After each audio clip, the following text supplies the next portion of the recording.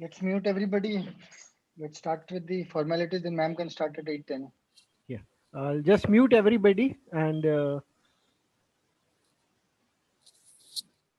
host and co-host can unmute themselves. Alim, start. Yeah, Pawan, the slides. Yes, sir. So, good evening and welcome everyone. This is the 17th edition. We'll be discussing on a very important topic. Pawan, next slide. We'll be recording the sessions, it will be available later on at our Facebook page. So, I'd like to welcome Professor Dr. Tufan Pati sir. He is the captain of the ship, chairman of the program, and he is the brains, and he knows how to get the best out of myself and Amrit. So, sir, without going into detail, over to you, sir. Yes, thank you very much. It is in our favor that we have a very short introductory phase. We have with us Dr. Amrit Patjoshi and Dr. Alim Siddiqui, the moderators. Dr. Amrit Patjoshi is a neuropsychiatrist, psychotherapist, and wellness consultant in Bhubaneswar. He is a direct council member of IPS and he is the editor of Odisha Journal of Psychiatry. He is the future of Indian psychiatry along with Alim.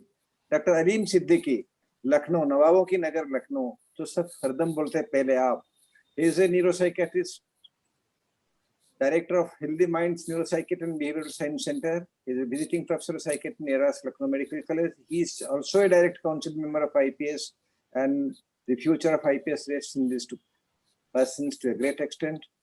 And now I have the privilege to introduce past IPS President, Dr. Indra Rama Subba Reddy, my dear and good friend. He is MBBS for Kurnool Medical College and is a consultant psychiatrist for last 36 years in the women's. Women's is his own creation and which has gone beyond the means. He served as president of IPS in 2007 and president of Sark Psychiatric Federation in 2007 too. He served as the chairman of International Affairs Committee, Community Psychiatry, Specialty Section and Awards Committee of IPS. He has published many articles in national and international journals and also edited a book, Career Planning for Young Psychiatrists. He has organized many psychiatric conferences, has been a guest speaker in many national and international conferences. He has been examiner for MD and DNB. He wrote 9 books in local language for awareness. He has received a number of awards, AP State Government Ugadi Visishta Puraskaram in 2001, Delhi Telugu Academy Award and Madras Telugu Academy Award, Pratibha Puraskar. Along with his psychiatrist son, Dr. Bishal, he is conducting PhD in psychiatry in his own institute, Women's. Welcome, Dr. Indra Ramasuma Reddy. I am very much happy to have you here. Welcome. And we have with us as a co-chairman, the other chairman is Dr. Bipul Singh of Kanpur. He is associate professor in psychiatry, Government Medical College, Kannauj, member of IPS Internal Audit Committee. He has been journal representative of Central Zone of IPS. He is EC member of IPS Central Zone and editor of Indian Journal of Clinical Psychiatry and official publication of IPS UP State Branch. I know him a lot because while organizing the CME at Orcha, I was the chairman CME committee. And his nice organization, good hospitality and smiling personality, I shall never remember. And you see him in his photograph, he's also smiling. With this and a warm welcome for Diwali, with Diwali greetings, I hand over the meeting to the chairpersons. Over to Dr. Indra Ramasuma Reddy and Dr. Bipul Singh. Please take over. Stage is yours. Unmute yourselves. Good evening, everybody. This is a very nice platform today.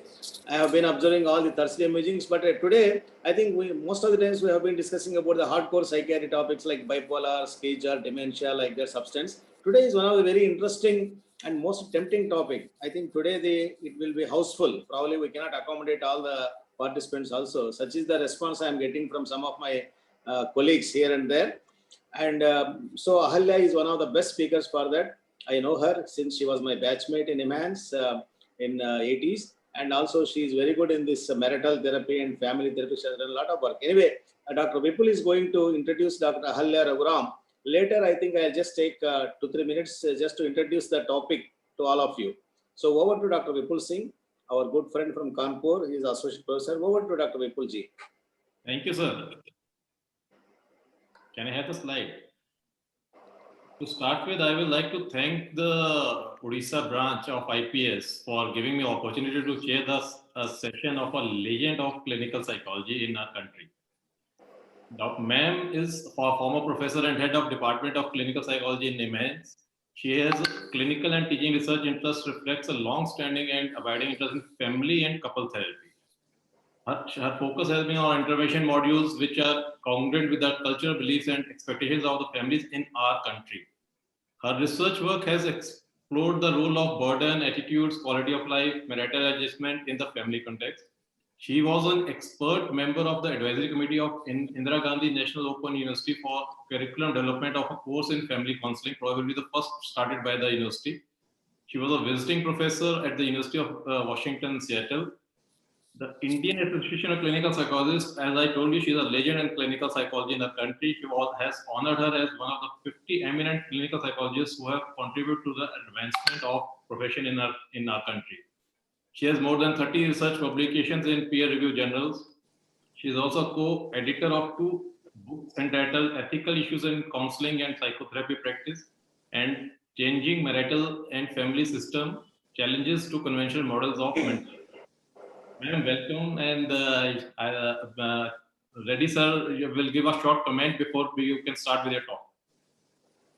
Thank you, Dr. Vipul. I think today, Dr. Ahalya, what I probably expect that she's going to speak more about our topic is mainly the healing ruptured relationships. What I understand from this is probably she's going to speak more about the extramarital relationships or the infidelity or adultery, whatever you speak. Probably she's going to focus, and probably she's also going to speak other relationships like father, son, and friend to friend. These are some of the ruptured relationships she's going to focus. But to my knowledge, I think she's going to mostly speak on extramarital relations. So let me say a few points on this because this is going to be very interesting. The extramarital relationships are there since human existence. And also since the mankind has started. When the marriage has started, extramarital relations also have started simultaneously. And it doesn't mean that once somebody has got some extramarital relationship or adultery or infidelity, it doesn't mean that that is the end of love between the two partners. Still, happy marriages also continue in spite of the extramarital relation. Doesn't mean that at the end of the marriage, marital relationship. And in many surveys, it has found that previously people were thinking in the past, men were supposed to have more extramarital relationships. But in the recent studies, they have found that women are no less than men. Of course, the percentage is slightly higher in men. In about 41% of the marital couple, when have admitted to have some relationship sometime or other in their life. That is the percentage. Maybe this is a Western study, but of course, India also it is slowly catching up now. And also, some of the main reasons for the anyway, Ahalya is going to speak more about that, mainly about this lack of love, or maybe because of the people want to have some variety, especially men, and also maybe because they are traveling a lot and working together. Now the software has come and more people are working night shifts and odd hours and lot of stress. And there is another thing which I have noticed is what is called micro cheating. It doesn't mean that it is full infidelity or extramarital relationships. It is a micro cheating where there may not be sexual contact, physical relationship, but it is just filtering. So even that also, even some people sexual fantasies, some spouses may not even accept this, but some studies have said that even sexual fantasies are good to maintain a healthy sexual relation between husband and wife when one of them have got sexual fantasies. So there are so many issues in that. And I think without taking much time before Ahalya is going to speak, let us see what she is going to speak on the husband and wife relationship, extramarital relationships, and also the other family relationships. What are the ruptured relationships and how she is going to give us some suggestions how to heal these ruptured relationships. So I think over to Ahalya. Everybody is waiting eagerly to listen to her. And again, at the end, we'll come back, both myself and Vipul, for some concluding remarks. And then we'll have some question answers. And you can put your questions in the chat box. And Amrit is there, Alim is there. And all of us will try to answer your questions as far as possible. Over to Dr. Ahalya.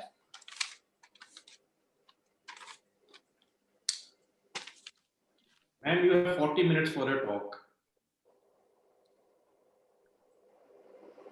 Yes.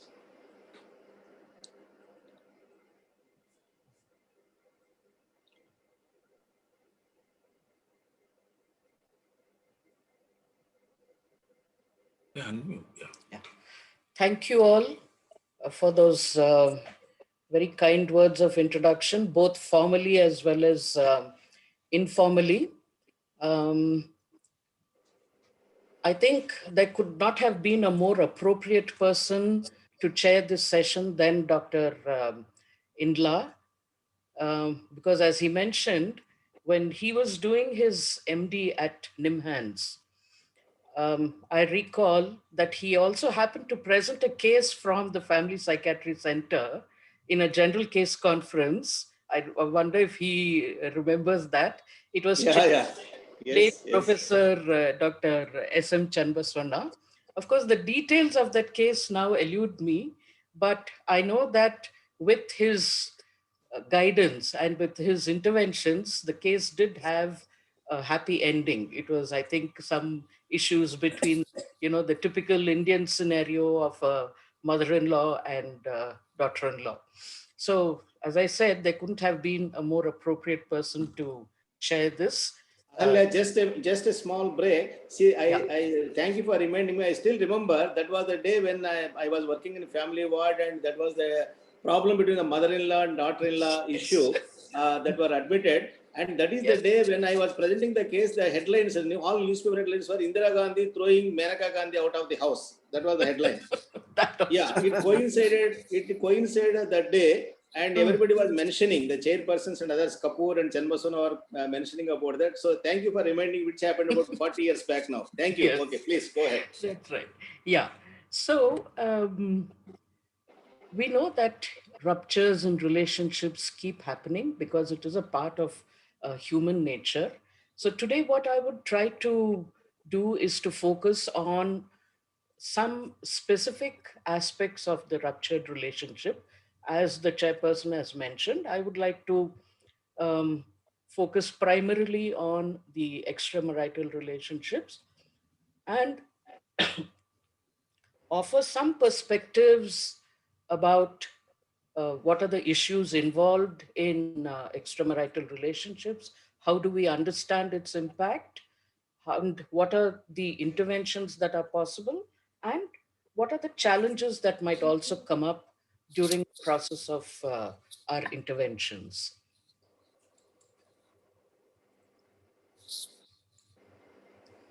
To begin with, just to get a sense of what could be the scope of this problem, is there a need at all to focus on this issue currently? In one of the surveys that was carried out recently, based on about 1,500 married individuals in India, it was reported that about 55%. Madam, will you please go to the full screen view, slide show view? Sorry? Slide show view. Okay, right, yeah. Yeah. So it was reported that at least 55% of married Indians have been unfaithful to their partner at least once. And again, as Dr. Indla had mentioned, it's surprising to note that there were relatively more women who reported being unfaithful. Of course, this could also be that perhaps men are a little bit more reluctant to admit it, and women might be more open and willing to talk about it. 48% of Indians also believe that it is possible to have two relationships simultaneously.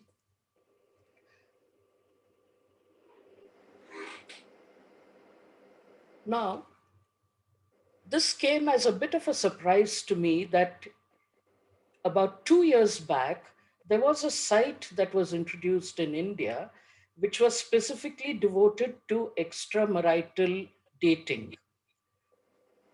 The figures that I quoted previously were based on a survey carried out by this particular site.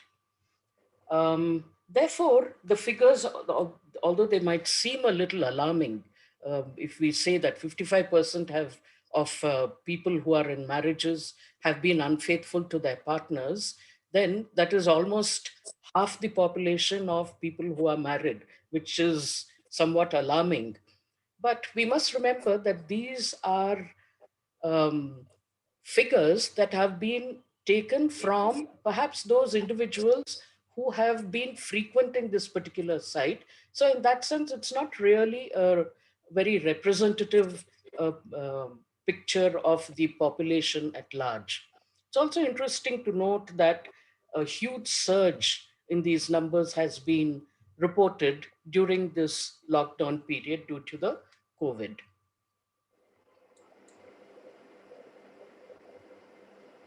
To give a more realistic account, in one of the studies that was carried out by my student on individuals who were going through a process of divorce, she interviewed them when they were visiting the mediation center set up by the Bangalore Family Court. And in that particular sample, it was reported that about 38% of the sample had cited extramarital relationships as being one of the reasons for which the couple had decided to separate. Also, extramarital relationships was one among the top 5 reasons that were given for these couples applying for divorce. So, to that extent, yes, extramarital relationships as a problem does exist. It is like the elephant in the room. Everybody is aware of it. Its magnitude is probably larger than what we are aware of or what we are willing to acknowledge. And it is not something that can be wished away. Most therapists who practice couple therapy would be aware of the fact that in quite a sizable number of their of the couples who seek help, extramarital relationships is often cited as one of the reasons for which they seek help to resolve their marital problems. So we move on now to what is it that draws people into extramarital relationships. Firstly, uh, is the factor of the novelty of engaging in a relationship outside of a known and a familiar relationship. So the curiosity and the excitement factor operates. This perhaps may characterize some individuals who perhaps may be somewhat high on the personality dimension of sensation seeking, people who are prone to indulge in risky behaviors and so on. But for many, often uh, they are drawn into an extramarital relationship, which might initially start off as a friendship, but within that relationship, if the person with whom they are sharing important aspects of themselves or of the maybe the problems that they are experiencing, this relationship might offer them an enhancement of their self-esteem. It might perhaps offer them companionship and understanding, which they might feel is missing in their marriages, and a sense of validation for their feelings, for their attitudes, or for their thought processes.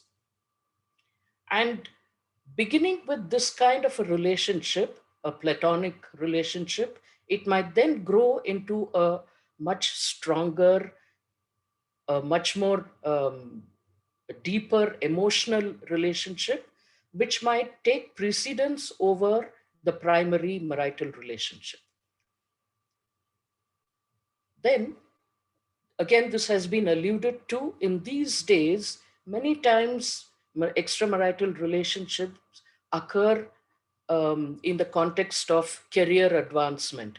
Now, this has been talked about fairly openly with regard to some professions, particularly, for instance, in the film world, it has been referred to quite often in the sense that people who wish to advance their careers either are willing to get into an extramarital relationship as a way of getting ahead, or in other professions as well, such as has been mentioned, the IT profession, but it could perhaps occur in almost any other profession. The most important aspects, of course, which draws people or drives people into seeking a more fulfilling relationship outside of their marriages, can be attributed largely due to the pre-existing marital or sexual or emotional dissatisfaction that they experience in their marriages. So, how do we actually understand what constitutes an extramarital relationship? In the first place, it includes either a sexual or an emotional relationship, or both, occurring outside a primary committed relationship. The most important thing that characterizes this extramarital relationship is that it involves a breach and a violation of trust, and a violation of some of the agreed upon norms and rules of the marriage. Many times, these norms and rules are perhaps implicit in the relationship. They are not really spoken about very explicitly, but it is assumed and understood. And these extramarital relationships violate those norms, as, and of course, most importantly, the trust.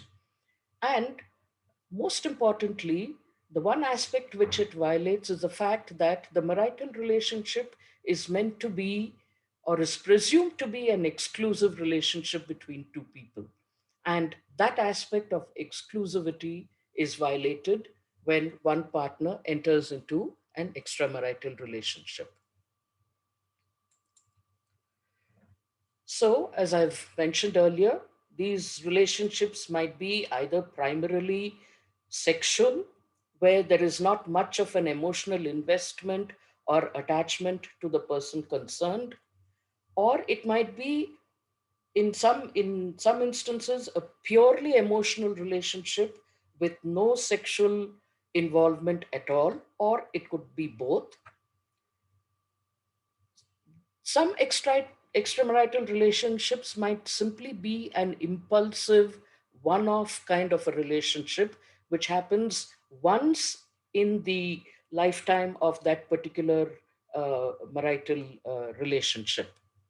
Or it could be multiple casual relationships in which some individuals may engage in repeatedly over a period of time.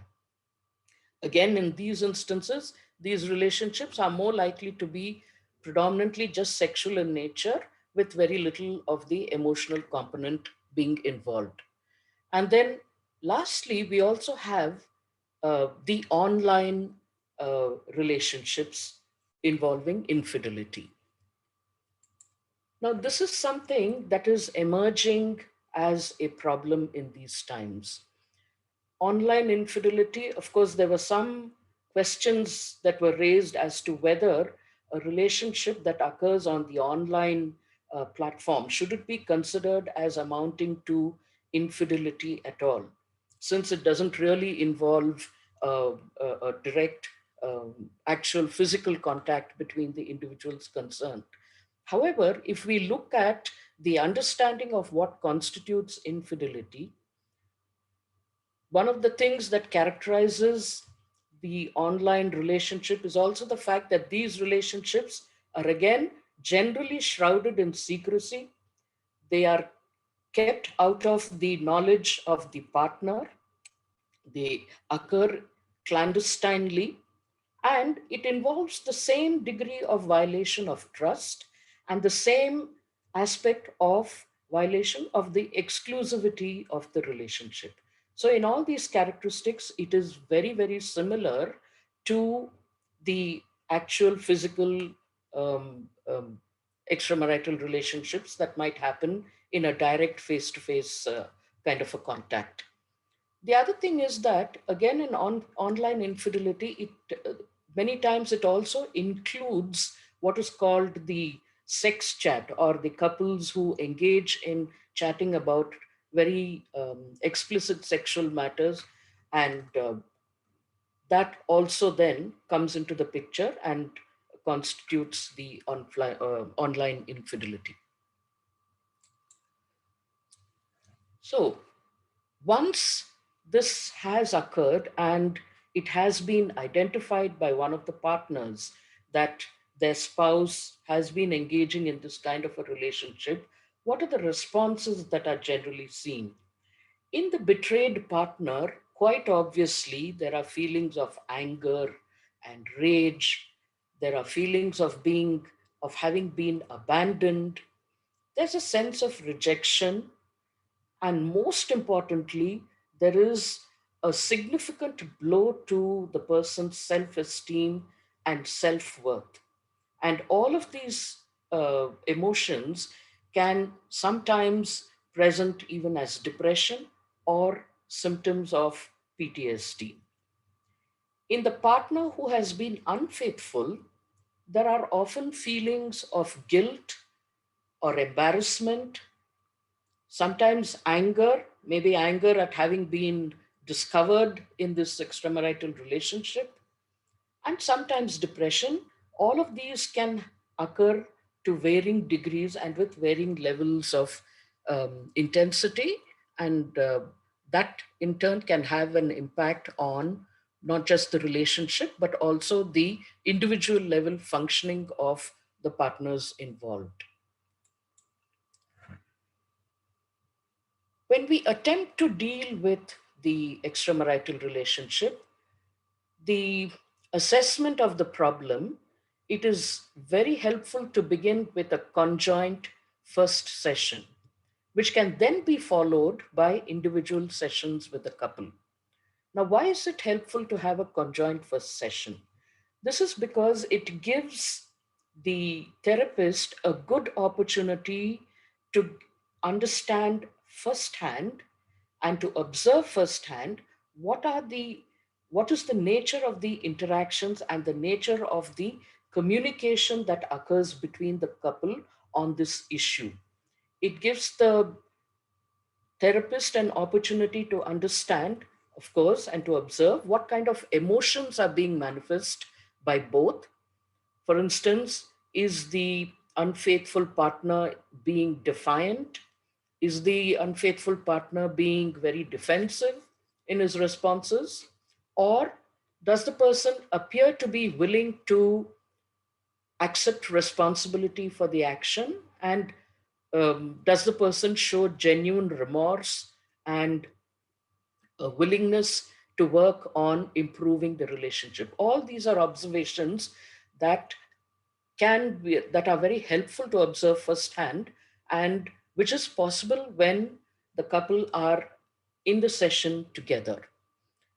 This can then be followed by individual sessions where the therapist might need to obtain information in order to help them understand other aspects of their relationship which existed even prior to this particular extramarital relationship interfering. Firstly, what is a kind of emotional salience or importance that they attach to the marriage itself and to the relationship between them? What is the strength of the bond, the emotional bond that exists? Very importantly, it is important to explore the degree of sexual satisfaction of the couple and how openly are they able to communicate different aspects of their sexual relationship openly and frankly with each other. What are some of the personality attributes so that it might help us understand whether there is scope for making reparations and scope for bringing about a reconciliation, or are there certain personality factors that are likely to interfere with this process? The early developmental history of both individuals, particularly focusing on what kind of intimate relationships have they had in their adolescent years or in their early adult years are important, as well as their attachment patterns. What styles of attachment have they had? Because it is known, it is well understood that the kind of early attachment patterns often form a template for the adult relationships. So, if the early attachment patterns themselves have been of a very insecure nature or of an avoidant nature, these are likely to be repeated again in the marital relationship. What is of great importance to help us in some ways for the therapist to predict whether the therapy is likely to be helpful or not is to understand what are the motives, what motives do the couple give, what are they able to think about for them to continue to remain in the marriage even after such a deep rupture has taken place. And it is based on the therapist's understanding of these motives that the nature of therapy can also be decided upon. Very importantly, the therapist needs to also gauge what is the capacity for empathy that is present, that they are able to gauge in both partners. This is again something that is going to become important for the process of healing the relationship as the therapy progresses.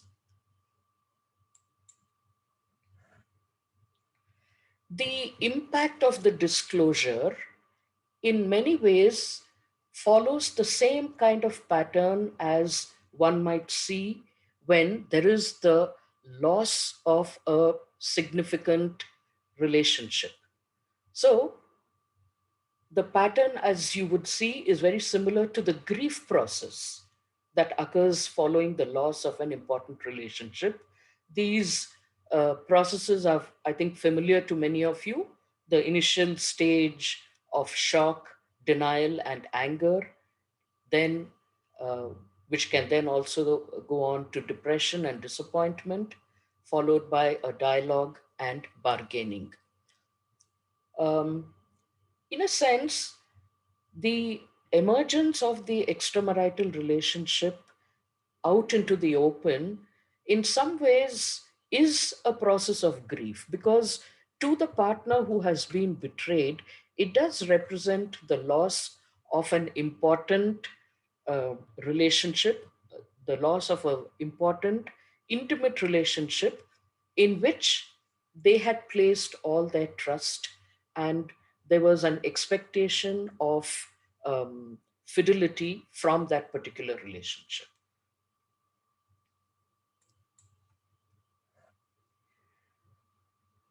The intervention will will actually be determined by the needs of each partner, and this is something that can be determined in the individual sessions with each partner.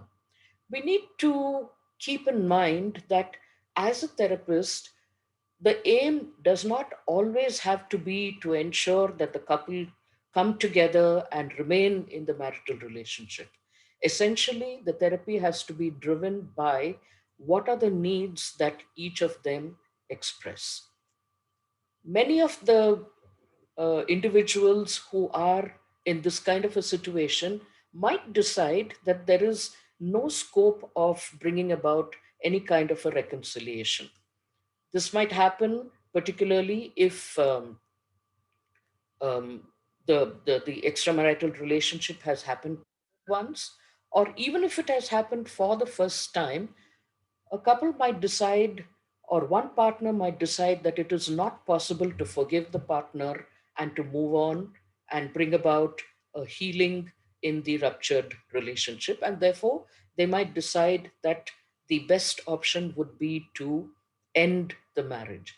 In which case, the focus in therapy really be how can a separation be facilitated in a way that causes the least degree of emotional and psychological harm and damage to both individuals.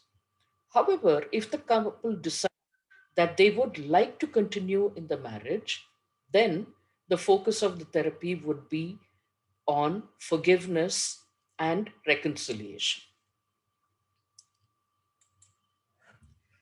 I will be focusing a little bit in detail on forgiveness as such, because this is one of the most crucial and key components in bringing about or providing the healing touch to most ruptured relationships. And again, as the chairperson mentioned at the beginning, the dimension of forgiveness is something that can be applied to many relationships that have undergone some kind of a harm as a result of betrayal or loss of trust. I will come back to it a little later. Um, Forgiveness is beneficial for both partners. It is important to remember that it is not just something that benefits only the person who has been unfaithful. Forgiveness is beneficial even for the person who has been betrayed, because it is through forgiveness that they are also able to work through the feelings of anger or sometimes even rage that they might be experiencing. And again, as mental health professionals, we are all aware that harboring or repressing anger and containing it within an individual over long periods of time is definitely detrimental to both physical as well as the mental health of the person. This facilitates also cognitive, affective, and behavioral changes in both partners. It brings about changes in the way in which the couple perceive each other. I've already mentioned about the kind of emotional changes that are facilitated. And as a result of both these aspects, both the cognitive and the affective changes, this will then translate into behavioral changes that can occur in their day to day lives. And this is the one thing that will help to re-establish more meaningful relationships as well as self acceptance. In a sense, both the betrayed person as well as the unfaithful person both suffer to some extent some damage to their self esteem. And it is through the process of forgiveness and healing that the enhancement of self acceptance and healing can be fostered. The unfaithful person, for instance, might have to come to terms with the fact that yes, they have been capable of betraying the, the trust of someone who had reposed complete faith and confidence in them. And that is something, a less desirable aspect of themselves that they need to come to terms with and to accept it as being a part of their personalities and of themselves. The person who has been betrayed, as I'd mentioned, experiences a severe blow in terms of a sense of losing confidence in themselves, losing confidence their in their self-esteem and in what they believe is their capacity to hold the interest and attention of another person, their attractiveness to another person's. All these things are damaged when the extramarital relationship occurs. And regaining self-acceptance in all these dimensions is something that is facilitated in the process of therapy through forgiveness. However, there's a caveat here. We need to remember that the act of forgiving the unfaithful partner does not in any sense imply that the act itself is being condoned or it is being denied. In fact, in the course of therapy, this is something that has to be center staged, that has to be faced squarely by both the partners, and it has to be dealt with in an open and frank manner.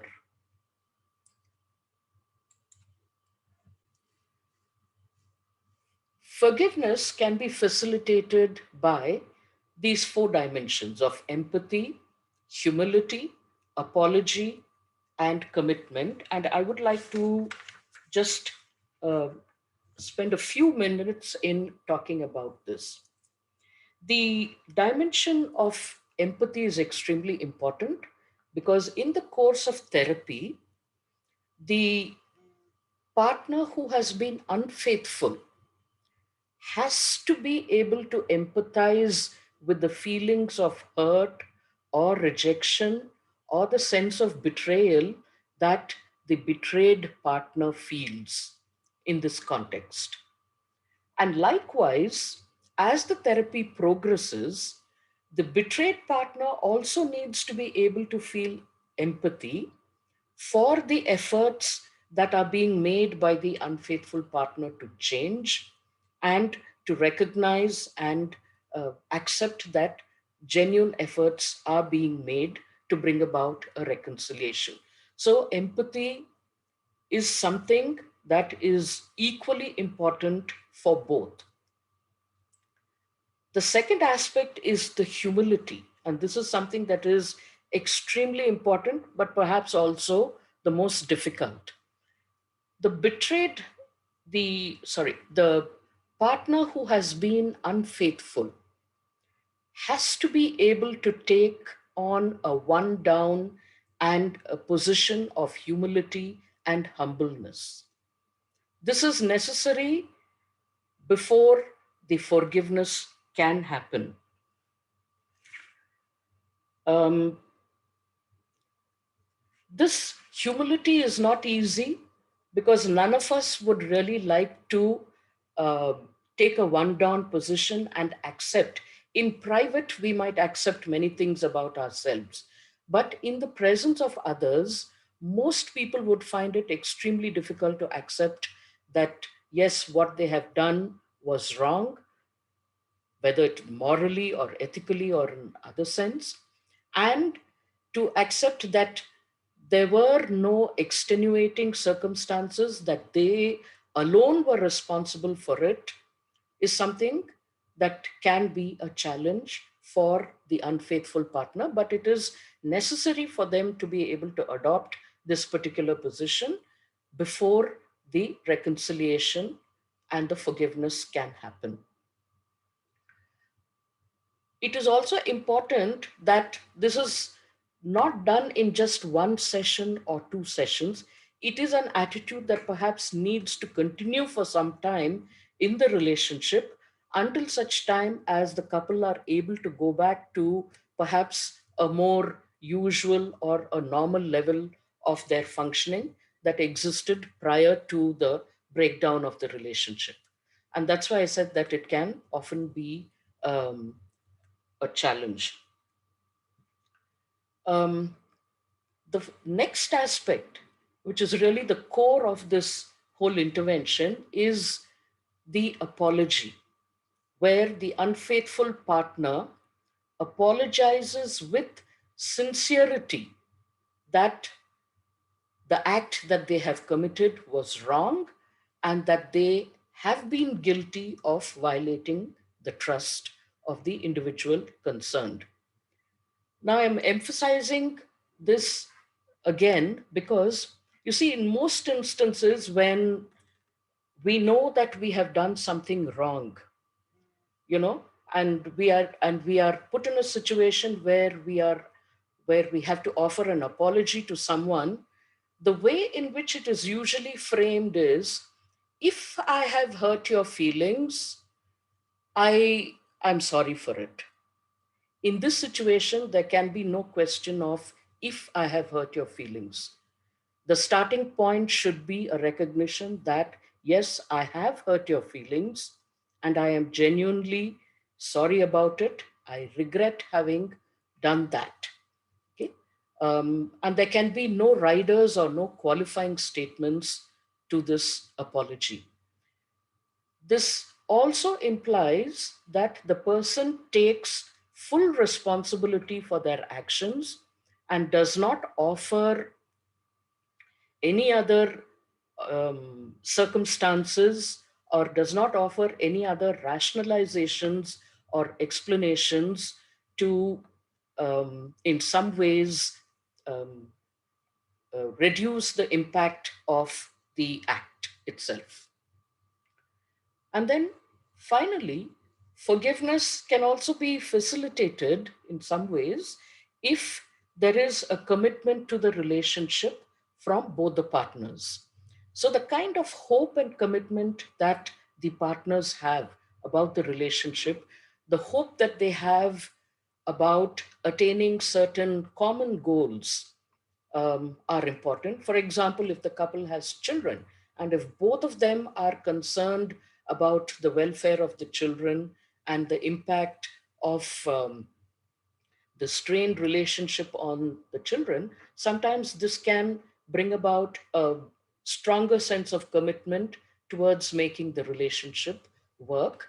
And with this commitment, the couple are then able to see themselves as being partners rather than as two separate individuals, and two partners who have both a psychological as well as an emotional attachment, a strong psychological and emotional attachment to each other. So, whatever I've said may sound fairly simple, but in actual practice, getting the unfaithful partner to actually carry these things out in the course of therapy can often be quite difficult. And so, there are several barriers that might come up. For instance, daily life events can often trigger memories of the betrayal, even as the couple is trying to work on restoring and um, trying to work on getting back to a more normal relationship or to a relationship as it existed earlier. There might be sometimes even very trivial events which can trigger memories of the betrayal, and which in turn can then once again trigger feelings of anger or sadness, the sense of insecurity. Therefore, this whole process of bringing about a reconciliation is often a long and difficult process. I might also add that though I mentioned that this aspect of apologizing needs to happen, it's important to emphasize that the apology, it is not sufficient for the apology to be just offered once and for the unfaithful partner to feel that, yes, now I've apologized, now we need to move on. It is not as easy as that. The apology may have to be made multiple times over a period of weeks or sometimes even months with the same degree of humility, and um, it is and it therefore demands a tremendous amount of patience and an ability to persevere in working on the relationship.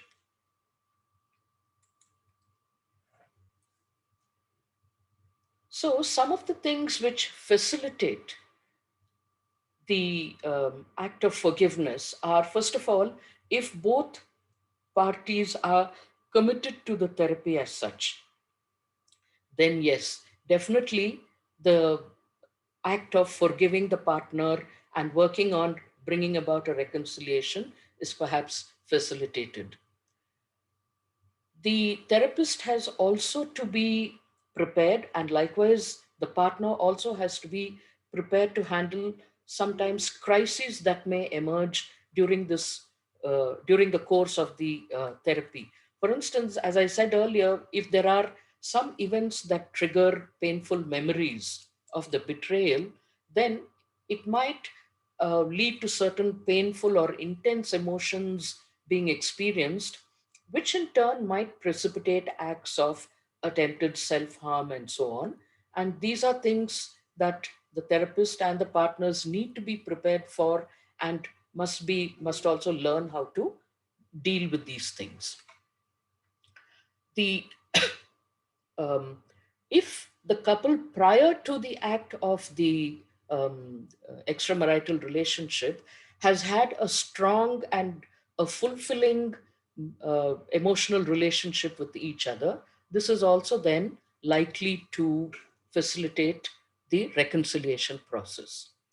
And most importantly, if the person who has been unfaithful, the unfaithful partner is willing to immediately bring about an end to the ongoing relationship, that is something that is helpful in terms of the forgiveness. So coming over to the what are the different stages of the therapy?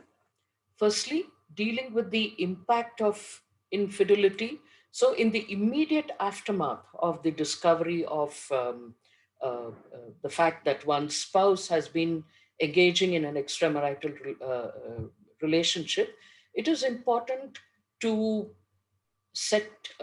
to have a discussion with both the partners in terms of limit setting.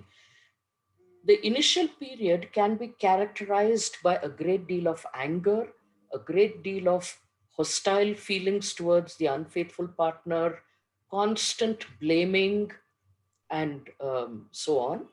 And this in turn might trigger off a number of negative interaction sequences between the partners at home.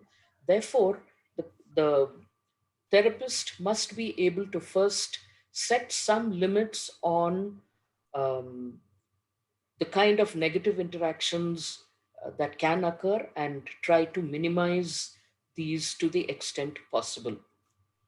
The betrayed partner, or for that matter, both partners might need to learn techniques such as timeout, as also being able to give vent to their feelings and to their emotions in ways that are not likely to be destructive.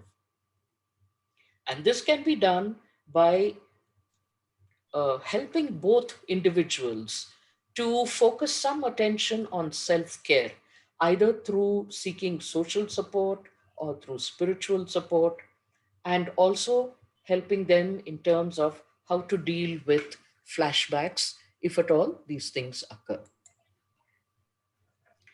In the next stage of therapy, this is really the stage where the individual, the betrayed partner, tries to make sense of what has actually happened. Because the question that often arises is, why me? Why did this have to happen to me? And what is it that I was lacking? Or what is it that I did wrong in our relationship for this to have occurred to me? And therefore, the therapist needs to focus and help the individual to find a meaning and to make sense of what has happened and to come to terms with it. This can be done by facilitating an exploration of what were the factors that could have contributed to the affair. Was there something that was missing in the couple's relationship prior to the initiation of the affair? Um, Also, again, it is important to explore openly and honestly what are the characteristics of the participating partner. What is it that was attractive about the other relationship? What is it that that relationship offered, which the individual felt was missing in their own marriages, and which therefore attracted them towards that? And like I said, some of this exploration perhaps is easier in the individual sessions with each of them, where the couples can perhaps be more frank and more open and honest in talking about it. But at some stage, having understood what are these different dimensions which had contributed to this relationship, it is important to subsequently bring this back into a discussion with both the partners being present. The common issues that the therapist might encounter at this stage are a resistance in terms of accepting responsibility. And again, I would emphasize accepting responsibility by both the partners. The unfaithful partner might evade responsibility by blaming the person with whom he has had a relationship, he or she has had a relationship, and might say that it was that person who drew me into this, or that person made threats and so I could not get out of the relationship, or various such factors might be attributed. On the other hand, the person who has been betrayed might also find it difficult to take responsibility, to acknowledge that maybe everything was not right in the marriage even prior to the extramarital relationship having started. And that is where the resistance might be seen, coming from both partners. In terms of acknowledging what were their roles in the relationship having reached this stage where one individual felt the need to look for some kind of a gratification outside of the primary relationship. And the other difficulty that can come up at this stage is the lack of empathy, where each partner might find it very difficult to empathize and understand the point of view or the perspective of the other partner. The third phase of the therapy is really the one that is focused on the future in terms of rebuilding the relationship. This is, of course, again, a very difficult stage, because if the couple has understood or they have come to accept what were the reasons why their marital relationship broke down and so on, still, for the person who was betrayed, for them to regain trust in the partner is perhaps one of the most difficult thing. And it might sometimes be frustrating to the unfaithful partner that no matter how many assurances they give, their spouses don't seem to be convinced, and they still keep doubting them or questioning them or monitoring their activities or monitoring their phone conversations, checking their emails, the chat accounts, and so on and so forth. However, this is something that the therapist has to normalize as a process that takes time and therefore is going to require patience and perseverance. If the couple have decided that they are not willing to stay together any longer, then sometimes the idea of forgiveness, if they have decided to separate, then becomes difficult. The betrayed partner might feel that the one way of punishing the person is to not forgive them, to make them feel constantly guilty, even if they don't any longer wish to live together with them.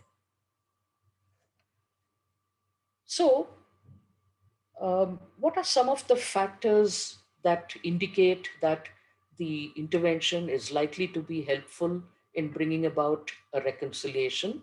One, first, the important one, what was the degree of marital satisfaction prior to the extramarital relationship?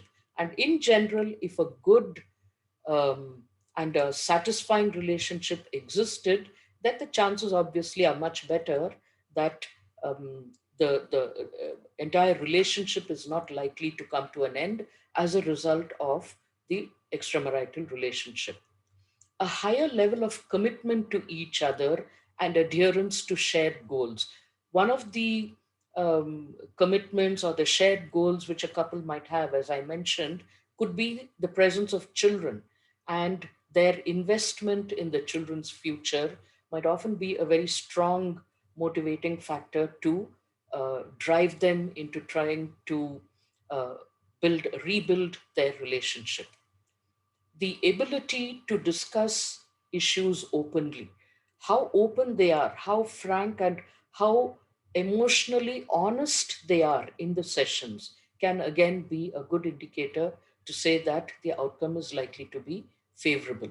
And of course, if at an individual level, if each of them has healthy patterns of coping, this is a situation where often people can resort to unhealthy patterns of coping, such as, for instance, excessive drinking or other forms of unhealthy coping that might be present.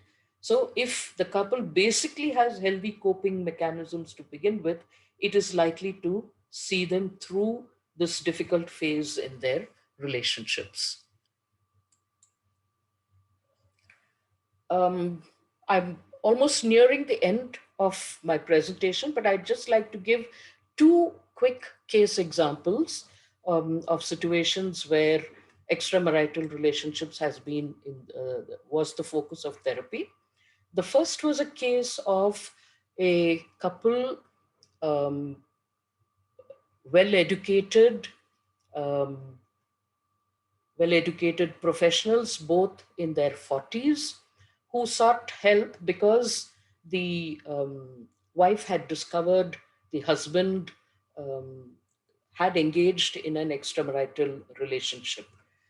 Um, in the course of therapy, it became apparent that um, this was not the first time that it had occurred. This was probably the second or the third time that the husband had engaged in an extramarital relationship. And what made it most difficult for the wife was the fact that the person with whom her husband was having a relationship was her own younger sister. Now, the first time she discovered them um, engaging in this in a physical relationship, the husband was able to convince her, saying that it was a very impulsive thing, it was unplanned, and he promised never to repeat it again. But then she discovered later on that it had happened at least on one or two more occasions, and on both these occasions it appeared that the relationship had been um, well planned. um, both of them had planned for a time to meet, a different place to meet where the chances of discovery would be less, and so on. So obviously it was not an impulsive act anymore. It was a very deliberate, planned affair. And that was something that hurt her very, very deeply. It also hurt her a great deal because of the fact that it placed her in a very difficult situation, because being her own sister, there were very few people with whom she could actually confide or talk about this relationship. She did tell her parents about it, but in a sense, it virtually cut her off from her own family, because she did not want to attend any family functions where her sister would also be present. She also didn't want her husband to attend any of these family functions anymore. And she didn't want to go alone because there would be questions about why he had not accompanied her and so on. So, in a sense, even her primary support system of her family was denied to her as a consequence of this affair. Um, One of the other things that was also happening when all this was discovered was that this couple were in the final stages of adopting a child, since they had been unable to have a child of their own. So in therapy, which happened spread over perhaps 2 or 3 months, um, what was remarkable was the fact that both of them were able to talk about and acknowledge the issues very openly. One of the important things that led to a reconciliation between them was the husband accepting and owning responsibility for his actions, and the fact that he was willing to accept and deal with the wife's emotional upheavals, which took a long time to actually resolve. She, in fact, went through a period of depression where she required medication and so on. But he stuck with her all through. During this phase, when she was going through all the emotional upheavals, there would be periods of time where she would, of course, constantly blame him and fight with him. And he very patiently handled all those kinds of situations. And in a sense, this helped to bring about a reconciliation. But also the fact that I mentioned earlier, the commitment that they had to a shared goal, the fact that they were ready now to adopt this child, and both of them were very particular that that aspect of their life should move forward. That also helped to move them towards a reconciliation and to carry on with their lives. The second instance was a couple where they were a slightly older couple, both were in their 40s. They had two children, both grown up, who are adults themselves. And here again, the wife discovered the extramarital relationship of the husband. Now, in this instance, it was very, very difficult for the wife to move beyond the phase of blaming and venting her anger towards the husband. She, in fact, went through a phase, or she could not, in fact, move out of constantly checking the husband's phone all the time, all his emails. And in fact, she went to the extent of somehow being able to obtain the call records of her husband. And she would go over these call records repeatedly. And no matter how many times the husband tried to convince her that he had broken off the relationship and so on, it would not convince her. There was almost a kind of an obsessive quality to her checking and her compulsion to keep monitoring his activities and checking the records and so on. In their case, the commitment to stay on in the relationship again was not very strong. Since both the children were now adults, the wife did not feel that she needed to stay on in the marriage any longer. And therefore, after a period of time, they just decided that she would separate. She did not really want to go in for a divorce, but she just decided that she would separate. And thereafter, they discontinued the therapy sessions as well. Sorry. Therefore, untangling issues in a ruptured relationship is not easy. And as I have repeatedly mentioned in the course of this presentation, patience and perseverance is very, very important, both from the couple as well as from the therapist. On the therapist side, there are a few things that therapists have to bear in mind. One is to avoid the pitfall of taking sides or aligning with any one of the members. And this is something that can sometimes very unconsciously happen based on either similarity of age or gender or whatever of the partners. And the other is, what are also the therapist's own values and belief systems with regard to marriage, the sanctity of marriage? What are their beliefs about extramarital relationships and so on? And it is important that these values and belief systems of the therapist do not in any way influence what is going on in the therapy sessions. It's most important that the therapist not take sides with the betrayed partner, because then you can have a situation where you have two people, the therapist and the betrayed partner, together attacking the unfaithful partner, and that is detrimental for the course of the uh, uh, therapeutic process. So, working through issues of infidelity, although difficult, provides an opportunity, however, for a more honest and mature relationship. So, although the couple may go through a difficult phase, if they are committed to rebuilding the relationship, it is possible, but it requires hard work. Coming to the final point, and that is whether these ruptured relationships occur in the context of other relationships? Yes, they do. It can happen in families, for example, between siblings, between parents and a child, or sometimes between very trusted friends or business partners. Many of these principles that I have outlined with regard to bringing about reconciliation are applicable for the healing of those relationships as well. However, when it comes to, you know,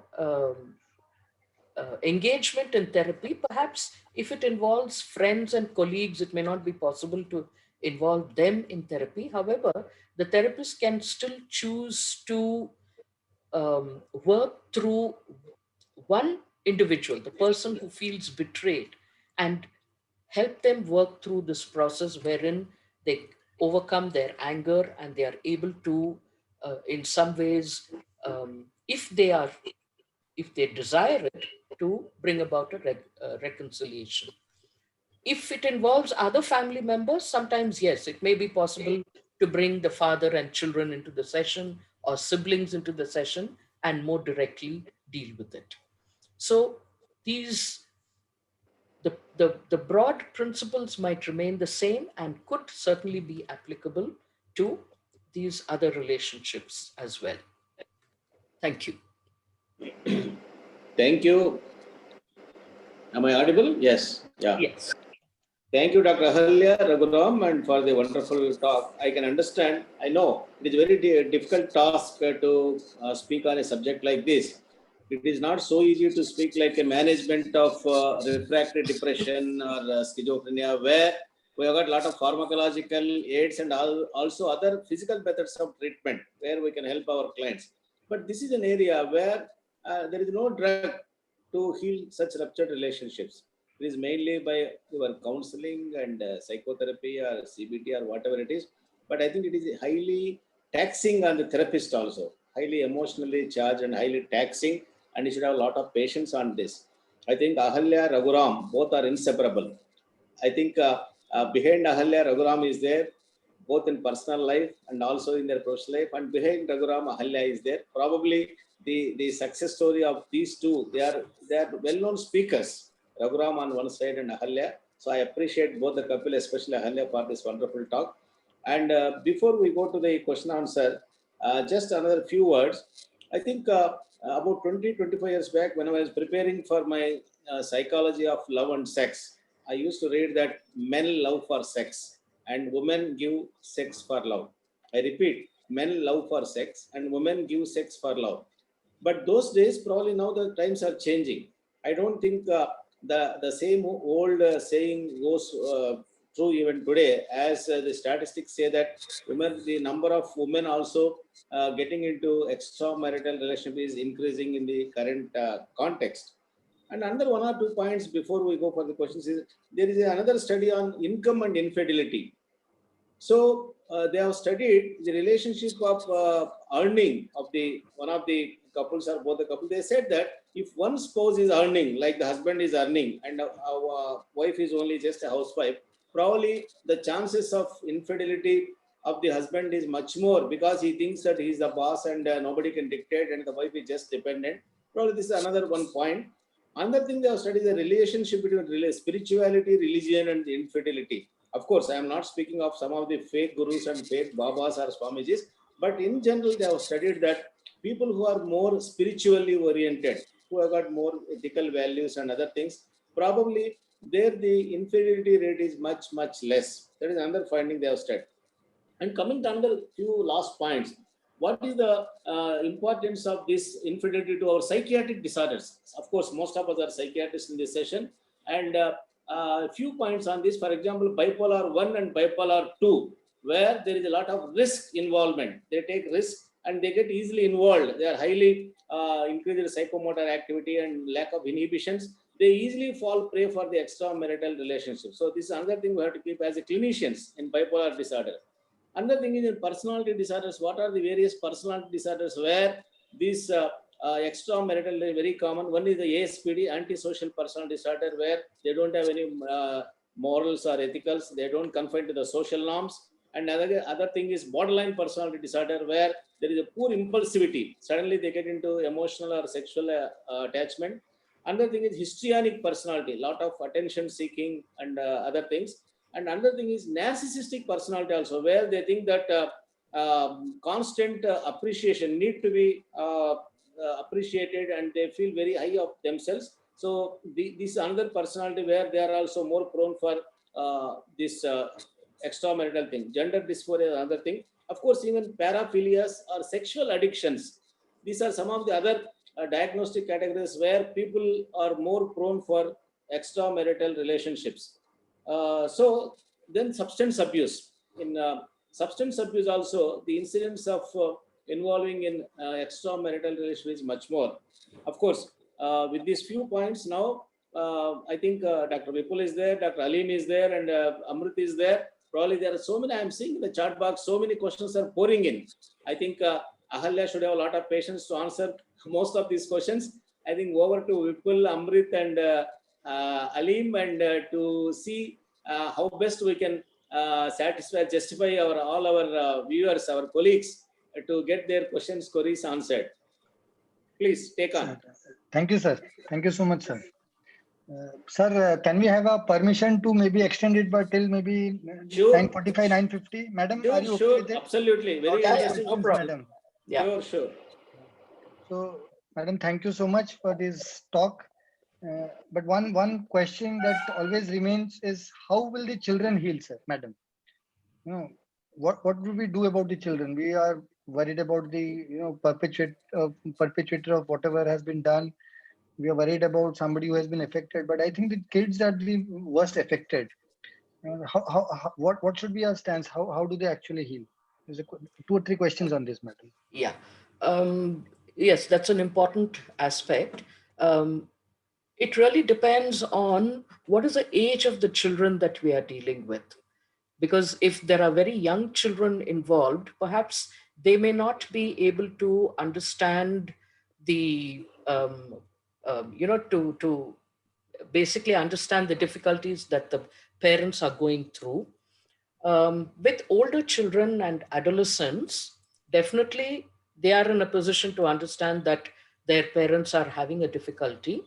In which case, if the couple has decided, whichever way it might be, whether to separate or to stay together, it is important for them to also sit down and have an honest and open discussion with the children. If required, the help of the therapist can also be taken in terms of bringing them in to the therapy sessions as well. Most importantly, both the parents need to learn how to manage their own emotional upheavals during this phase when they are working out what decisions they are going to make, so that their emotional turmoil does not have an impact on the children. So yes, grown up, older children can definitely be brought in within the ambit of therapy. Yeah, thank you, ma'am. Ma'am, there is a very interesting comment in the comment section.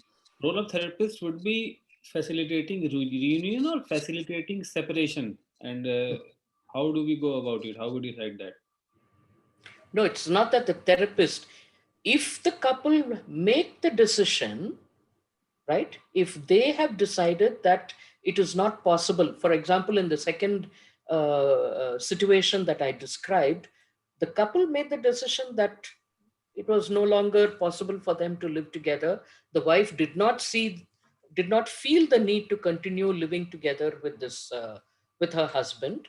So once the decision has been made, the couple can help them, the therapist can help them, bringing about a somewhat smooth ending to the relationship. And this is often referred to as divorce therapy. Yes, there is a lot of anger, but if both of them continue to just exchange a lot of anger and blaming in the sessions, right, that is actually going to have destructive consequences for both of them. So here the focus of the therapist is, yes, you have decided to separate. So how can you work together to make this process of separation as smooth and easy for both of you? Okay. And in this context, yes, the needs of the children, the financial aspects, all those aspects are to be talked about and negotiated and agreed upon. So that's what I meant when I said to facilitate the separation. Another important aspect, madam, is, and it's a very important aspect, maybe not in a place like Bangalore or maybe in a place like Delhi or Mumbai, but in the tier 2, tier 3 cities. Can the therapist's sexual and marital belief in morality hinder the therapy? Because I see a lot of issues coming out of it. Sorry, can the therapist's sexual and marital belief in morality hinder the therapy? Yes, definitely. And that's what I mentioned towards the end, that the therapist's value system, their attitudes and beliefs, right? That is something that cannot be allowed to, interfere or influence what's going on in the therapy. That's an important requirement. Okay. So, let's say a therapist might feel that no matter what, and this is a very common belief in our country, no matter what, no matter how difficult the situation is, the wife must remain quiet, the wife must remain submissive, or the wife should make all attempts to somehow bring about a change in the husband. And this is a myth that is often perpetuated, that if the wife is, because so many of our television serials unfortunately also have this as their theme, that if you have a wife who is very patient, who is who puts in all her effort, she can somehow or the other bring about a reformation in the husband, and then ultimately there will be a happy ending. Now let's say the therapist has this kind of a belief, right? But ultimately it is left to the couple to decide what is it that they want to do. And in some ways, for the therapist to transmit this belief to the wife that yes, it is your job to bring about some kind of a change in the husband and so on, that would not be right, because that would be placing an additional burden on the wife when she has to already struggle with, the unfaithfulness of the husband. Ma'am, one of the important things that you talked about was forgiveness. Mm. So the million-dollar question would be, how genuine is the apology?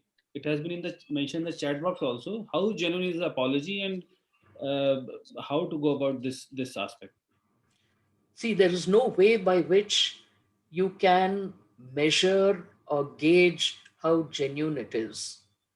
Um, it is for the person who is giving the apology to be, if they are really sincerely interested in bringing about healing in the relationship, up to them to be as honest and sincere about it. Now, whether that is sufficient to convince the other partner is an open question. It might so happen that, and it is in some ways dependent on how well or how emotionally tuned are the couple to each other. If a couple have lived together for 10 years or so, in many instances each one can kind of predict or guess what is going on in the other person's mind, or they can gauge how sincere is the other person being. Okay. So it is up to the person who is receiving the apology. If they feel convinced about the sincerity of the apology, that is really the ultimate test. uh, Frankly, it is something that only over a period of time the person will be able to decide whether it in fact was an honest, sincere apology.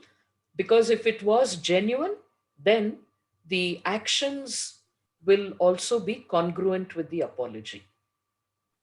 The future actions of the partner will be congruent with that. Whereas on the other hand, if it was something just for the sake of um, you know patching up things for the time being, it is hard to then maintain that, and the action sooner or later will give rise to doubt and suspicion and so on. Mhm. Another important question, madam, and that has always struck my mind also when I deal with cases of infidelity, and we see maybe 4 to 5 cases every day. So how can we check the tendency of a free pass that the spouse of offender sometimes adopts, which makes them absolve themselves of any responsibility, where the offender is all at fault? So how do we take care of such situations? Suppose the husband is the accused and the wife is blaming him for everything, Hmm. absolving herself from it. So how do we deal in these cases, madam? See, that is why it is important to have some individual sessions with each of them. A lot of this blaming and constant blaming of the husband and holding him responsible for everything could be a manifestation of the anger at having been betrayed. Okay.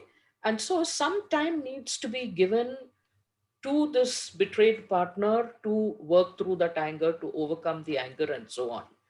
But once they're able to move past that somewhat, and it is there that I also mentioned that the self-care techniques become important simultaneously for them to deal with these negative emotions, whether it is anger or jealousy or depression or whatever.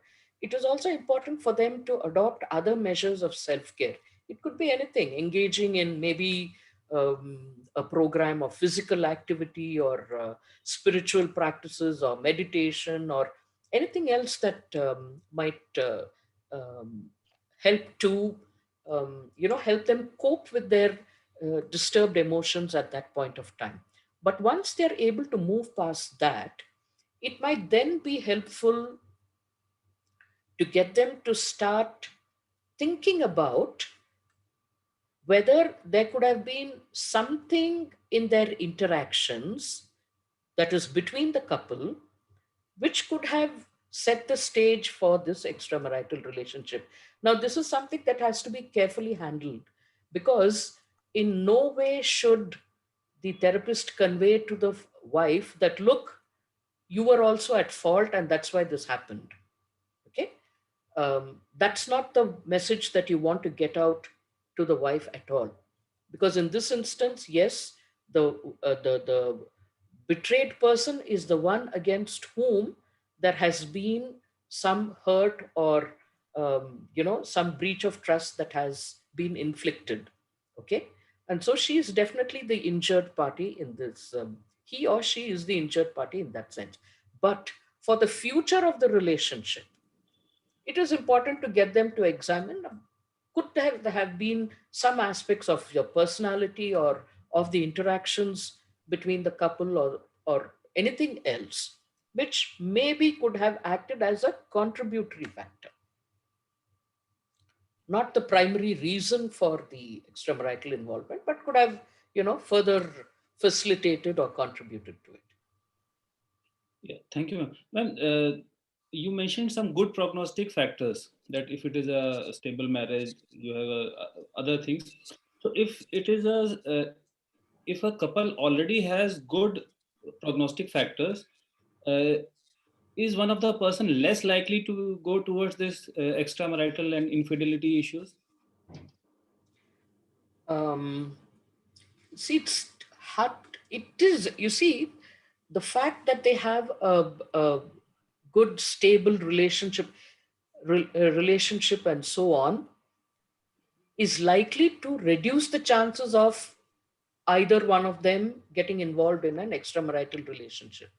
But the point is that many times marriages, you can have several situations where there may not be any overt conflict as such in the marriage. The couple may not really be fighting with each other on a day-to-day basis. There may not even be a great sense of dissatisfaction.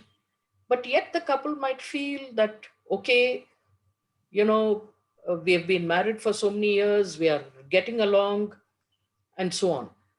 In such a situation, when maybe there is an opportunity to get involved in a relationship outside of the marriage, as I said, in such a situation, the novelty factor or the excitement factor maybe can entice one person into getting involved in an extramarital relationship.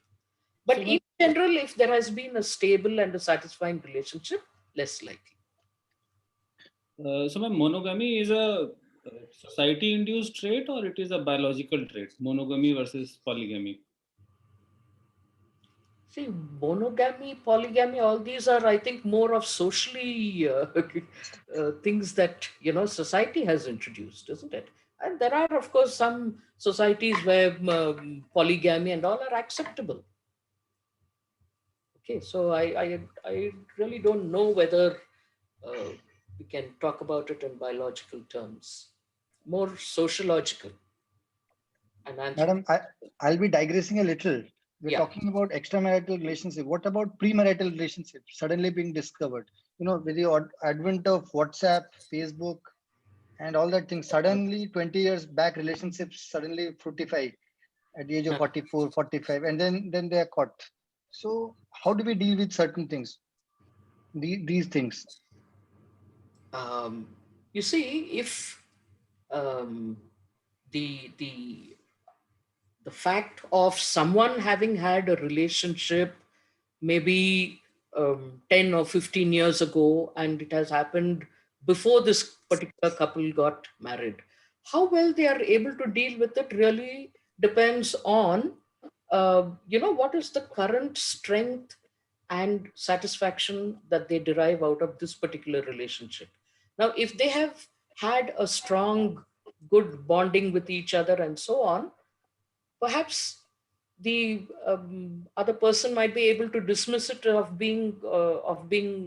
no consequence, because it is something that has happened even before they've gotten married, and it is something that has occurred in the past.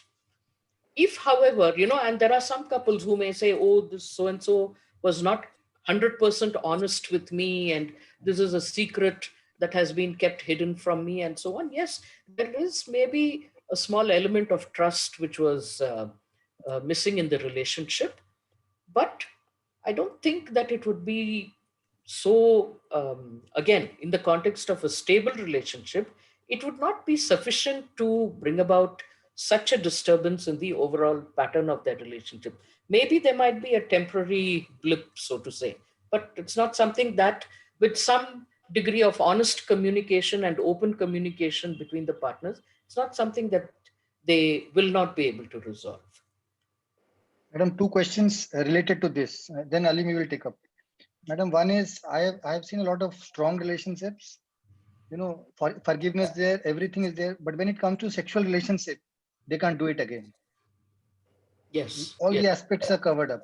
But when it comes to the physical aspect of the relationship, it actually turns them off, and then the relationship they told everything. I've forgiven, I love her, I do everything. But then when it comes to the actual act, I just get out of it. So Yes. how do we handle such things, madam? Yes, it is. An extremely important factor. In fact, the first example that I gave you, one of the most important difficulties which the wife struggled with was in terms of being able to resume the physical relationship with the husband. And in some sense, she literally had to kind of force herself to get back into resuming a normal physical relationship with the husband. Um, I don't know if there is much that the therapist can do about it, except to try and find out whether this inability to resume the physical relationship, is it occurring as a consequence of some ongoing anger towards the husband, anger towards the partner rather. Okay. And if that anger has still not been resolved, is the fact of not engaging in a physical relationship one of the ways by which the person is continues to express that anger towards the husband, in which case the therapist might then have to bring the focus back onto dealing with anger. Now, again, at a cognitive level, the person might say, no, I'm no longer angry. But perhaps we might need to look out for other indications to say whether indeed, yes, anger is still there, maybe not at a very conscious level, but deep down still inside. So should one disclose about the premarital relations to the would-be spouse? Many times people come to us and ask, should I, shouldn't I?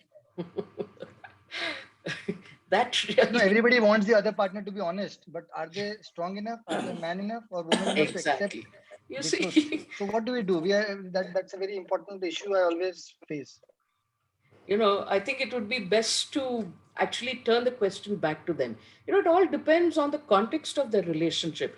If it is like an arranged marriage, all right, and I know that this has happened on several occasions, that somehow the first day after getting married, in an arranged marriage, when they barely know each other, they decide we have to start our life on a clean slate. So I have to disclose everything about my past. Okay. Now the person, the recipient of that information may not be strong enough, might not be willing or ready to receive that kind of an information. Okay. So in some ways it is somewhat, I would say, premature to think of doing such things, until you have been able to establish a good relationship with that person. Okay. And even then, ultimately, it is left to the discretion of the person. Now, if after living with that person for 2 or 3 years, they recognize that if I were to disclose something like this, right, my partner will not be able to handle it or take it. Maybe it is best for them to remain quiet and not talk about it. You know.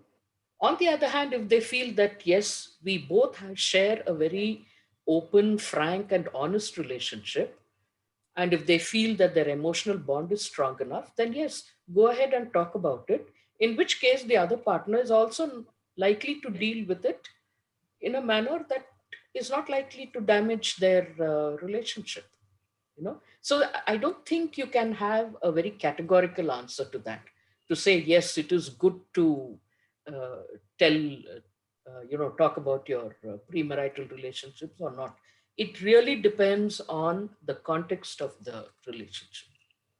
Amrit, just for a small this thing, see about this point, many times I have seen in our practice that especially the first night, the husband telling the wife, I had one girlfriend before that thing, this thing like that. Then he will ask her, okay, come on, you tell me also your experiences, anything he has got like that. And the innocent girl thinking that the husband has revealed all his these things, so she may also just say, yes, I have one wife, something like that. So the male ego doesn't accept so easily.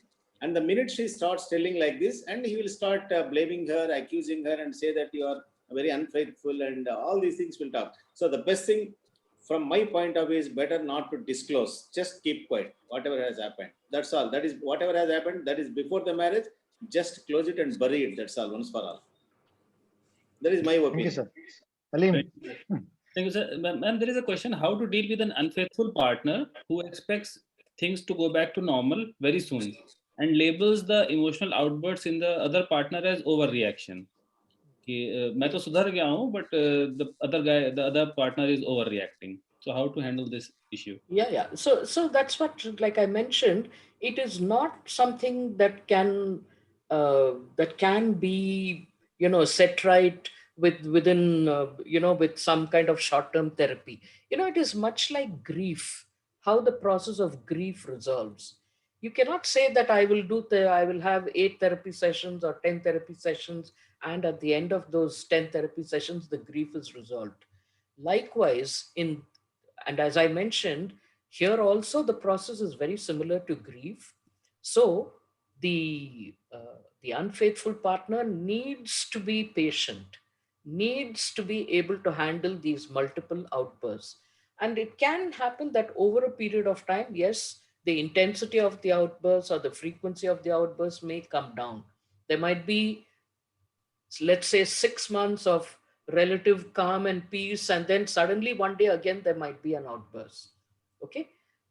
The thing is that if the person is truly committed to preserving the relationship, they should be able to weather through all these.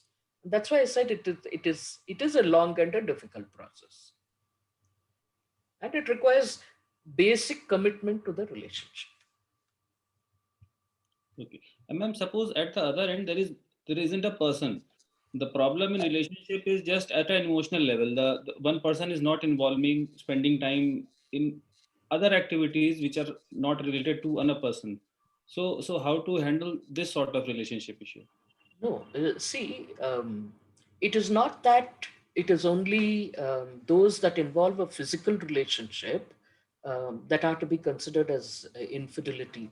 If the emotional relationship is occurring outside the marriage, it will in some ways have a bearing and a reflection on the primary relationship, isn't it? In the form of maybe neglect or not spending time or not being appreciative of the partner, things like that. Okay. Not being supportive, being very distant and aloof, all of these kind of things might happen.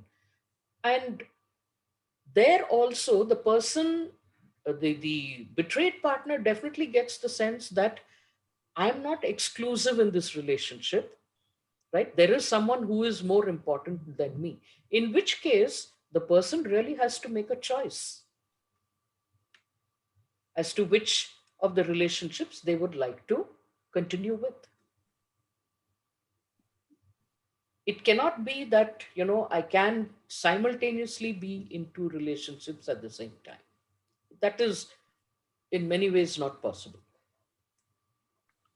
And if it is possible, madam, if somebody is able to devote time to the partner, support the don't know. partner, as I well as in a think relation to another person, and the partner is not giving time, partner is not supporting, but partner is not in a relationship. How do we deal with such people? I don't know. I think the person has to be really superhuman to be able to devote, equal time and attention and the same degree of emotional attachment and support to two people. And really, I find it a little difficult to uh, understand that. Yeah, ma'am. Suppose if one Madam, partner wants separation, the other says no, don't want it. So how to go about in those situations? That is, in fact, very difficult. It happens not just in the context of extramarital relationships. It very often happens even when couples come with just uh, the regular marital discord and marital problems, where one wants a separation and then the other wants to continue the relationship. Again, it might be helpful to really understand what is it that makes one individual want to continue in the relationship even when they know that their partner is not interested in continuing with it. Are they aware of what might be the future trajectory of their lives if this were to continue? Because the only way in which it is likely to unfold is with the person becoming increasingly frustrated or increasingly unhappy, um, in the relationship and so on. In fact, both of them, because if one wants to opt out and is being held back and constrained and so on. So here it is in some ways the therapist's job to bring the person who is reluctant, bring them around to accept and face the reality.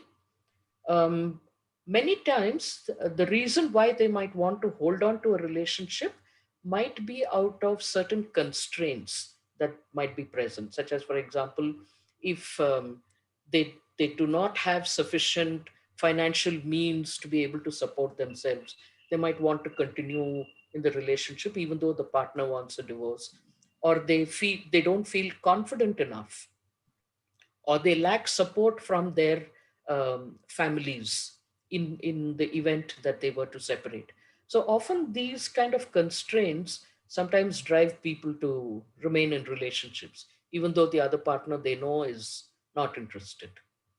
In which case, really then the focus in therapy is to work on empowering them to feel confident and capable and competent enough to be able to manage on their own.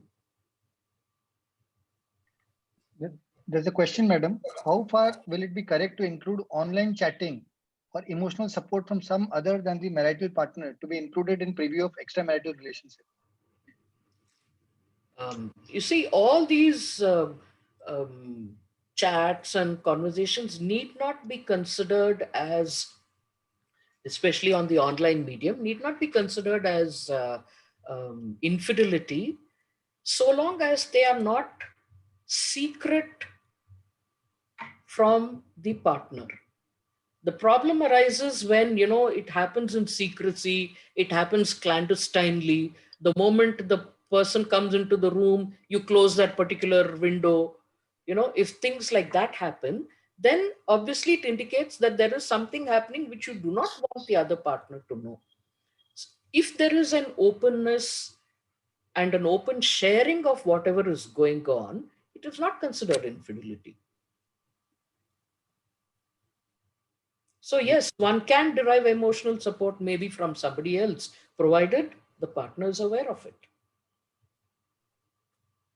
But if the partner is not cooperative, so somebody he or she is somebody who is very closed, who does not accept a opposite sex friend as a friendship, who a lot of issues come up. It is not just about me opening up just because if my partner is averse to everything. And suppose somebody actually has a delusion of infidelity. No, that's a different dimension altogether, isn't it? Yeah, there's a question that's why I was asking. How to differentiate sometimes? Yes. Yeah. When it comes to Thoughts infidelity, of sometimes it is very hard. But otherwise, if there is no delusion and there's no other psychopathology, right? One of the things you have to consider is what is it that makes this person feel so insecure in the relationship? And is there something that they can do to empower themselves? Yeah. So, ma'am, if I want to summarize it, there has been an extramarital affair, and now things are back to usual, and now the relationship is ruptured, and we want to heal the relationship. So the foremost thing is there has to be acceptance and then forgiveness. So we have to work around this forgiveness thing. Yes. Yeah, and then depending on the prognostic factors and depending on the input of the therapist, there would be some outcome which could be good or bad. Hmm. So in your usual clinical practice, what is actually happening? Can you run through us through this cycle as a sort of summary or take home point? No, I didn't really get what is it that you Ma'am, suppose are looking for. affair has occurred and now Yeah. the thing is back to normal. Huh. Now the unfaithful partner is saying, I'll not do it again. The other partner says that how long should the other partner wait before this initial reaction goes on? So this initial the sort of stages of grief that we talk about. So how long does it usually last? The initial outbursts. No, that is variable. That would depend on, like I said, what are the strengths and vulnerabilities of each of the persons involved. Okay, and it is. I don't think you can have a specific time frame like that. Each individual goes through this whole process at their own pace. Okay, an important thing might be for them to have some kind of an ongoing contact with the therapist. It need not be at very regular intervals, like twice a week or whatever it is. It can definitely be a lot more spaced out, but it is definitely helpful for them to have ongoing therapeutic support. All right, so that, as I said, it is not like a smooth process which will, when this happens and then there are a few therapy sessions and then everything gets smoothened down. It is more likely to be an kind of an up and down kind of a course, a roller coaster kind of a course, where yes, there might be periods where things may be going on quite well, quite harmoniously between the couple. Again, something might trigger off a period of difficulty between them, and before they come back again. So it will take time. See, once trust has been breached, for that trust to be regained and restored takes time, and I don't think you can really put some kind of a time limit on that. We'll take the last question. It's already 9:48 and Madam has been speaking for the last 100 minutes. So, Madam, last question is, that's a common situation we see where the male is the accused or is the perpetrator of the crime. The female is a housewife with 3 kids. Male is he has no remorse. He's not asking for forgiveness. He's totally brazen. But then the female has no option but to stay in the relationship. She's all scarred. She's all sad. But then for the sake, she's sacrificed. So how do we deal in such cases? Where the husband knows that he can get away with murder also, and he has he takes no hostages. He does what he wants to do. How do we handle such situations? They're very difficult. My own personal thing would obviously be, to try and facilitate a separation between them if it is possible. But then, as you're saying, that would be my instinctive response to it. But then, as a therapist, I can't do that. because you also have to take into consideration whether the wife would be ready for something like that. And whether she is ready for that would depend a lot on what is the degree of both emotional as well as individual level, as well as social resources that are available to her in the event that a separation were to happen. For example, does she have sufficient education? Would she be capable of finding some employment on her own, to be able to manage on her own? Would her family back her up in her decision and support her through this process? Now, if you find that in a particular situation none of these things are available, then the one thing that can be done, is to see, it is a sad situation in some ways, because you are getting one person to actually adjust and maintain a kind of a status quo in a very unhappy kind of a situation. But at least the one thing that the therapist can do is to provide emotional support, and in some ways help the person to become emotionally self-sufficient, so that at least they are not emotionally so dependent on, and therefore capable of being um, in some ways hurt, or what they need to do is really make themselves sufficiently resilient, so that the husband's or the partner's actions don't really create too much of a emotional impact on them. That is the kind of help that maybe the therapist can give. Thank you so much, ma'am. Thank you so much, ma'am. It has been a really eye-opener, wonderful lecture, because it is such a complex topic, and we are always scratching our heads what to do in a critical situation. Then, so ma'am, thank you so much. I'll hand over to the chairpersons. Ma'am, many people have asked for your email ID, and apologies to the questions who have been left because of the lack of time. So if you are able to share, if you allow us to share the email ID, we Yeah, can sure. share the persons. Sure. You have it, or I'll share it, Ali. We have it. Yeah. yeah. Chairperson, sir. Hello. Yeah, I think thank you, Amrit and Alim. I think probably people also may be ready to say some concluding words. Before that, I just want to say, see, the diagnosis of and management of major depression or schizophrenia doesn't differ from India to USA or any other country. I think the diagnosis and treatment is almost same. But this is a topic where I think most of us, if we are asked to deliver a talk on this, I think we may not ready to accept, because it is a challenging task. Because there is nothing like a fixed, there is no drug, there is no fixed formula. Whatever this thing, it all depends on the social, cultural aspect, the therapist factor, the therapist personality, and the therapist belief systems, and also the couple's personality and the background, and so many other factors. So the outcome also is not guaranteed. Whereas in major depression, we know most of the cases we are sure that they will improve. But here it is these are the cases, challenging cases, both to treat, manage. And Ahalya tried her best how to heal the ruptured. Healing the major depression or schizophrenia is much comparatively easy than healing the ruptured relationships, especially the marital relationships. I think hats up to Ahalya Raghuram for the excellent way she has dealt in a very simple and informative way, and she has given very practical tips. Many people are asking me in the morning, are you going to give us the tips? How to handle means what? How to maintain a relationship, or how to cut off a relationship, like that in a lighter way many people are asking, and Ahalya has clarified most of the doubts raised by the people. So thank you, Ahalya, for the wonderful talk. And I think now over to Vipul for his concluding remarks, and then back to the moderators and also Tofans for their final remarks and winding up. Thank you, sir. Ma'am, I just want to thank you for a very excellent oration, and very lucidly you have explained the very practical aspects, and the way that you have answered the question.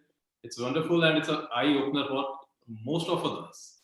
And I would like to thank Tufan Ali sir, Aleem, and Amrit for giving me opportunity to share a very important session of this Thursday music. Thank you, ma'am. Thank you, Tufan Ali sir. Thank you, Reddy sir. Thank you. Thank you, sir. So over to Dr. Tufan sir. Tufan sir. Thank you, everybody. First of all, I sincerely thank Dr. Ahalya Raghuram for giving a lucid presentation of a very complex topic. But the last issue raised by Amrit, when there is a compulsion for one the victim to accept a compromise, accept a repair. Is it really a repair? Or you are allowing the wolf to continue as a wolf and numbing the ship? Morally, ideally, this is an ideal situation, but we are helpless that we have to accept this. And another question is trying to raise is there any gender difference between the success of repairing the ruptured relationship when the offender is a male or offender is a female? Just these two issues. You asking, is that direct? Yeah, yes, you can ask, you can answer. But I don't know, it would be difficult to say. I don't think really gender of the offender really has anything to do with it. It has more to do with the couple and how committed are they, how willing are they to put in the necessary effort to bring about a resolution to the problem. And basically, I don't think there are any studies as such that have looked at these aspects. okay, thank you, madam, again, and over to Amrit for the conclusion. Okay, thank you, Tufan sir. Sir, before I end, I would like to request you to put Ahilya madam's email ID on the chat box, Tufan sir. So first of all, let me give my heartfelt thank you to Dr. Ahilya madam. Today was Dhanteras. I told madam it's a holiday. People might not be there, but then she agreed, and we had maybe more than around 380 or 390 people who had logged in today. That's a huge number. More than 600 people who had registered. She talked about ruptured relationship, and the way she handled it, the way it changed the perspective when we see a patient now, how to deal with it. We always identifying with the many times with the person who has been hit more, but sometimes we have to take a neutral view, and maybe our perspective towards such couples will change. Thank you, Ahilya madam. You have been wonderful. You have been very patient. We were more impatient. We wanted to end the session. You wanted it to go on and on. We'll call you another time, madam. There's a lot of requests from a lot of people to have you again. We'll choose another brilliant topic. Dr. Endla, a great man. I'm a big fan of him because the sex, love, relationship. He's the guru. And, wherever I'll be there, I'll go and hear so I will be speaking something great. Thank you so much, sir. He has given that talk in IPS Odisha State Branch Conference. It's a pleasure having you. It was great knowing that you both were batchmates, and thanks. I am typing Dr. the Vipul, I've email known ID. him. We got a lot of trips, conferences, meetings, but meeting him in an academic. Yeah, please. Thank you so much, Dr. Vipul, sir, for sparing your time. Dr. Tufan, sir, wonderful as always. He always takes the back. Madam, I have posted your email ID. Just please see if it is correct. There's no Dr. Tufan, always he will be in the back, supporting you, helping you, guiding you. There's a small, sorry to interrupt, one correction in the spelling. It is RAGU. Oh, okay, okay. Thank you. So, Next, all my please note Thursday that it musings is team. RAGU. Yes. Those who are noting it down, just make it RAGU because I don't want to delay. Thank you, madam, very much. Yeah.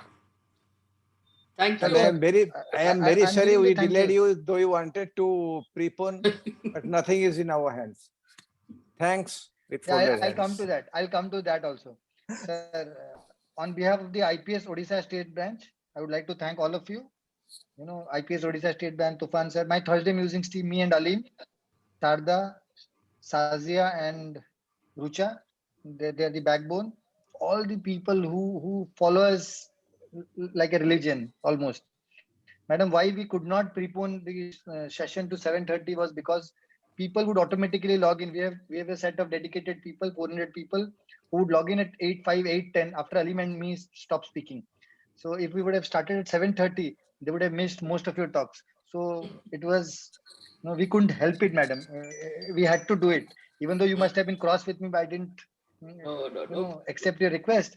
but my apologies, madam. But we could not change it because we changed it once, and a lot of people were I disappointed with it. explained, madam, and she was kind enough to accept. I explained and apologized. We Thank you. cannot So keep. I was afraid to come in front of her. I know. So because of that, thank you, Torrent. Thank you, everybody. It was wonderful. Happy Dhanteras. Hope you had took enough gold from madam's bank of knowledge to get it into your head. So happy Diwali, safe Diwali. Meet you next Thursday musings, same time, same place, with me and Aline, trying to bore you. Good night. Good night, everybody. Thank you, Amit. Thank you so much. Amit, Thank you Well, all and thank you, wish you a everybody. happy Diwali. Bipul, Thank you, nice to Madam see Aline. you after a long time, Thank you, sir. just in spite of Corona. Thank you, sir, for giving me an opportunity. Thank you, sir. Thank you, everyone. Bye bye. Good But I night. We'll close enjoyed shop. your ORCHA conference, all the meetings, everything very well. Thank you, sir. Anytime luck permits, I shall go there again with family. Ji, sir. Yes, sir.